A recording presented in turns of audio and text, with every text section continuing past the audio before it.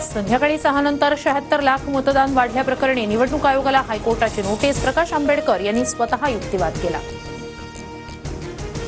निवडणूक आयोगानं नियमावली पाळली नाही. निवडणूक आयोगानं 6 नंतरच्या मतदानाचे व्हिडिओ द्यावे. प्रकाश आंबेडकर यांचा हायकोर्टात युक्तिवाद. मुख्यमंत्री देवेंद्र फडणवीस आणि कुटुंबीय वर्षा बंगल्यावर जायला राहायला का घाबरतायत? संजय राऊतांचा खडा सवाल. काळी जादू काय हे राऊतांनी ठाकरेंना विचारावं. उद्धव ठाकरेंनी वर्षा बंगला सोडला त्यावेळी टोपलीभर लिंबू सापडले. रामदास कदमांचं राऊतांना प्रत्युत्तर.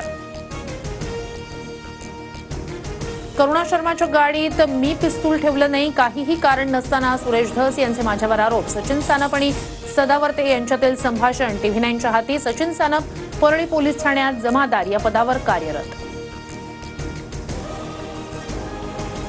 मुख्यमंत्री फडणवीसांनी वॉर संदर्भातील बोलावलेल्या बैठकीला उपमुख्यमंत्री शिंदे गैरहजर. शिंदे नाराज असल्याच्या चर्चा, तर वैयक्तिक कारणांमुळे शिंदे बैठकीला गैरहजर राहिल्याची माहिती. करुणा शर्मांच्या गाडीत बंदूक देशमुख नावाच्या व्यक्तीनं ठेवली. बंदूक ठेवल्यानंतर भास्कर केंद्रे, सचिन सानप यांनी गाडीचा दरवाजा लावला. तक्रार केल्यानंतर दोघंही निलंबित होतील. सुरेश धस यांची माहिती.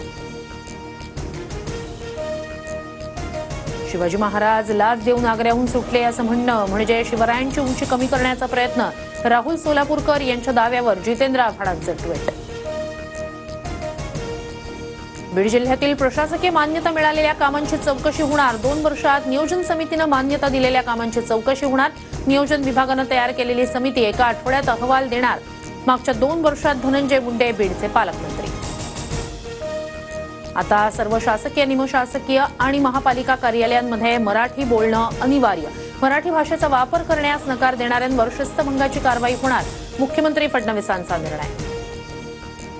2 लोकलमधील 3 मिनिटांचा वेळ 2 मिनिटांवर आणण्याचा आमचा प्रयत्न. खासगी कार्यालयांनी वेळा बदलाव्या याबाबत चर्चा सुरू. रेल्वे मंत्री अश्विनी वैष्णव यांची माहिती.